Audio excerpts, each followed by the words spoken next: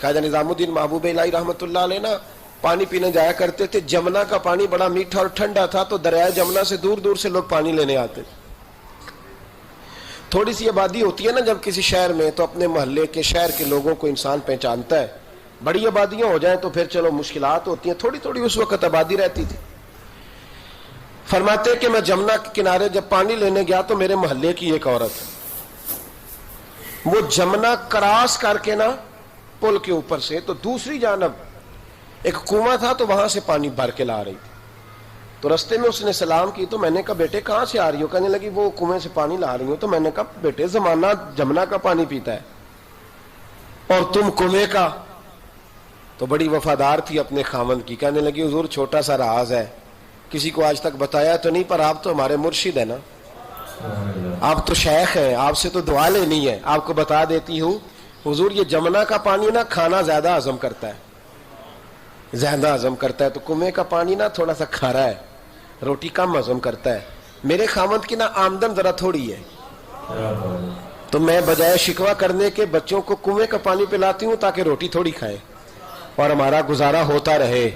حضرت نظام الدین محبوب الہی رحمۃ اللہ علیہ فرمانے لگے پتر میں کوئی مالدار صوفی نہیں, غریب ہوں, پر وعدہ ہے جب تک زندہ رہوں گا نا تیرے گھر میں ماہانہ خرچہ میں بھیجا کروں گا.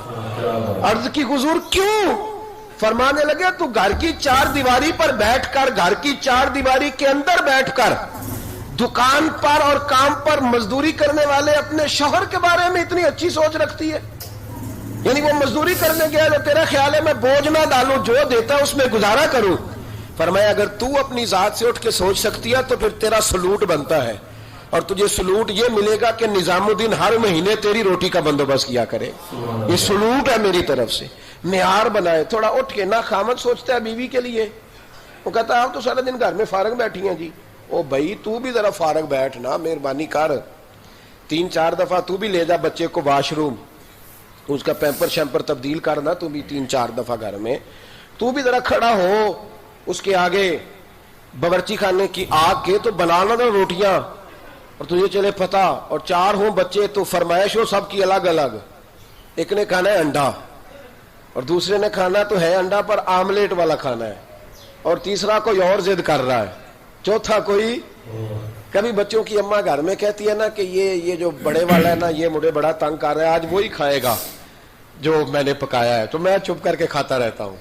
آپ بولتے کیوں نہیں؟ میں کہ ماں پترا دا کیس ہے, جتنا پتر ہی ہے, تو دینا بنا کے ہن نہ دیں گی تو چٹ کو نہ دیں گی, تو شور کر لے جتنا کرنا ہے, شور کر لے. تو نے کہنا ہے میں نے نہیں دینا, ہم تنگ کر دینے, یہ کر دینے, لیکن یہ بالآخر بات مجھے پتہ ہے نا یہ ہونا ہے, اور میرا خیال یہ ہے کہ میرے ساتھ اگر ایسا کریں گے تو میں تو کھانا کھاؤ پاوے مسئلہ. تو تھوڑا سا نا اپنے آپ کو دوسرے والے کی جگہ پہ رکھ کے دیکھیں.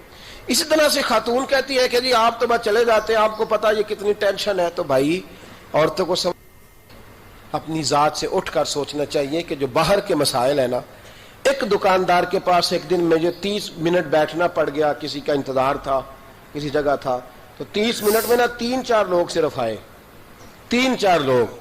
تو میں نے اٹھتے وقت دکاندار کو تھپکی دی, میں نے کہا میاں تیرا ہی حوصلہ ہے, ہر بندہ الگ بات کرتا ہے, الگ داستان سناتا ہے, وہ فلانا اتنے کی دے رہا تھا, فلاں یہ کر رہا تھا. تو میں نے کہا میاں یہ تیرا ہی کام ہے, اور جس کا کام اسی کو.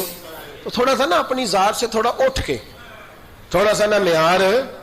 ایک سنگی مجھے ایک دن کہنے لگا ماشاءاللہ بڑے سفر کرتے ہیں, بڑی بات ہے, کبھی کبھی ہمیں بھی ساتھ لے جائیں. تو پورے 2 دن نہیں 1.5 دن رہا ہمارے ساتھ, پورے 2 دن نہیں 1.5 دن کے بعد میں نے کہا جانا نہیں, کہتے تہاڈا ہی کام ہے, آپ جائیں, آپ کا کام جانے. تو بھائی یہ کوئی آسان کام ہے؟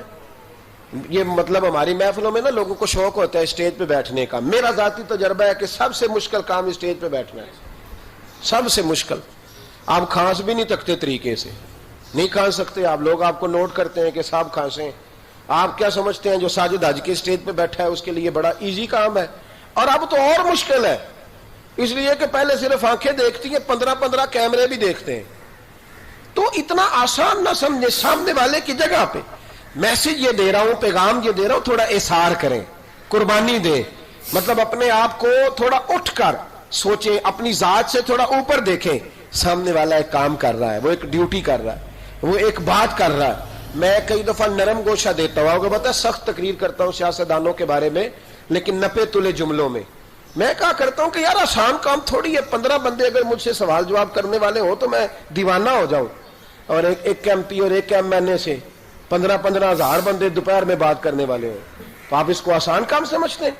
تھوڑا سا سامنے والے کی جگہ اپنے آپ کو رکھے، پھر تھوڑا معیار بنائے زندگی کا۔ میرے رسول کریم علیہ السلام کے غلاموں کا مزاج یہ تھا کہ وہ دوسروں کے بارے میں سوچتے تھے، ان کے نظریات یہ تھے کہ وہ دوسروں کو آسانی دینا چاہتے تھے۔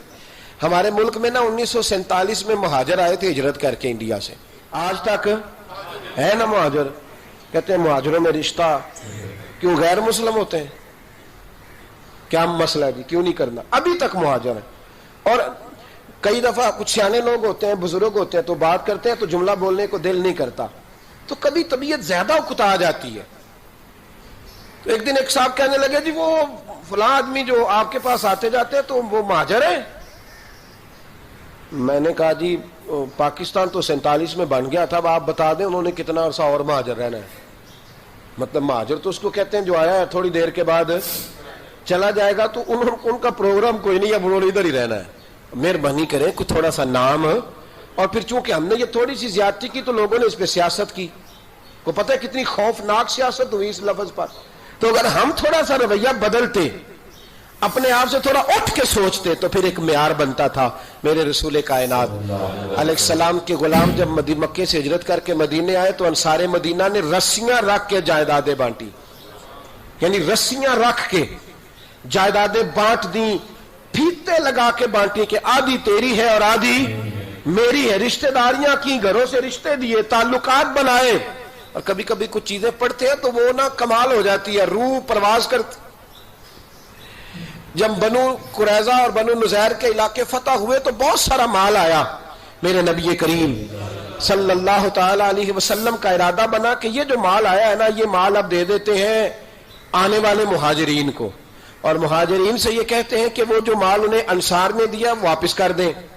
تو حضور علیہ السلام نے نا صرف مہاجرین کو بلایا، انصار کو نہیں۔ پہلے جب میٹنگ ہوتی تھی سب آتے تھے، فقط مہاجرین کو بلایا اور بلا کر کے فرمایا میاں جو تمہیں مال دیے تھے نا وہ تم واپس کر دو، اب مال غنیمت میں سے بہت سارا مال آیا تمہیں وہ دے دیتے ہیں۔ تو مہاجروں نے کہا حضور پہلے بھی آپ کے کرم سے ملا تھا تو اب بھی آپ کے کرم سے مل رہا ہے، جیسے دل کرتا ہے کر دے، ہمیں کیا اعتراض ہے؟ یہ بات جب ان کے ساتھ طے کر لی تو آہستہ آہستہ نا بات مدینے میں پھیلی، انصار کو پتا چلا، انصار مدینہ جمع ہو کے دروازہ رسول پہ آئے۔ حضرت سعد فرمانے لگے یا رسول اللہ، پڑھیے درود شریف، پھر پڑھیے، تیسری دفعہ بھی کہیے گا صلی اللہ علیہ وسلم۔ حضرت سعد حاضر ہوئے تو عرض کرنے لگے یا رسول اللہ آج کچھ الگ معاملہ ہو گیا ہے۔ سعد آئے، مہاجرین انصار سارے، تو حضرت سعد ان میں سے بولے یا رسول اللہ آج عجیب معاملہ ہوا ہے۔ حضور نے فرمایا کیا ہوا؟ کہا حضور پہلے جو بھی میٹنگ ہوتی تھی انصار اور مہاجر کٹھے ہوتے تھے، آج آپ نے میٹنگ کی ہے، مشاورت کی اور صرف انصار کو بلایا ہے۔ تو حضور نے فرمایا بات تم تک پہنچ گئی ہے تو اب بات کرو نا۔ تو حضرت سعد رو پڑے، عرض کرنے لگے محبوب ہم نے ان کے چہرے دیکھ کے ان کی خدمت نہیں کی تھی، ہم نے تو یہ دیکھا تھا کہ آگے مصطفیٰ کھڑے ہیں اور پیچھے مہاجرین مکہ کھڑے ہیں، تو حضور ہم نے تو آپ کا جلوہ دیکھ کر ان کے ساتھ محبت کی ہے۔ یا رسول اللہ صلی اللہ علیہ وسلم آپ نے جو فیصلہ کیا سارا آنکھوں پر چھوٹی سی خواہش ہے، اگر قبول ہو فرمایا کہو۔ عرض کرنے لگے یا رسول اللہ صلی اللہ علیہ وسلم جو مال بنو نذیر اور بنو قریظہ سے آیا ہے نا وہ بھی سارا آپ مہاجروں کو دے دیں، لیکن جو مال ہم نے دیا ہے نا ہمیں واپس نہ دیں، وہ بھی بھائیوں کے پاس رہنے دیں۔ حضور ہمیں ضرورت نہیں، ہم دے چکے ہیں، ہمارے دوست ہیں، ہمارے بھائی ہیں، ہمارے پڑوسی ہیں۔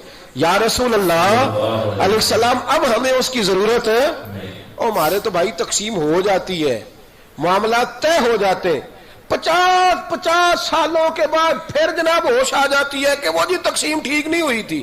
خدا کا خوف کرو، تقسیم تو ہو چکی ہے کہ چھوٹی سی قبر میں جانا ہے، معاملہ تو طے ہو چکا ہے، یعنی 50 سالوں کے بعد پھر سے کیس لوگ کر دیتے ہیں، پھر سے تکلیف دیتے ہیں، تکلیف میں رہتے ہیں، اذیت دیتے ہیں، کہانیاں بنتی ہیں، غیبتیں ہوتی ہیں۔ چھوٹے سے مال کے لیے تھوڑا سا نکلے اپنے آپ سے، تھوڑا اپنے قد سے اونچا ہو کر سوچنے کا معیار بنائیں۔ بڑی سوچ پیدا کریں, بڑی سوچ. اقبال سے کسی نے کہا کہ ہم, پہلے تو ان کا بھی نظریہ کچھ اور تھا, بعد میں جب وہ بڑی سوچ کے مالک ہوئے تو کسی نے ان سے کہا کہ یہ ہندوستان ہمارا وطن ہے, تو ہمیں کیا لگے فلسطین کے مسلمانوں کے بارے میں. تو اقبال کہنے لگے چپ کر, یہ تو نے کیا کہا. کہنے لگے بازو تیرا توحید کی قوت سے قوی ہے, اسلام تیرا دیش ہے.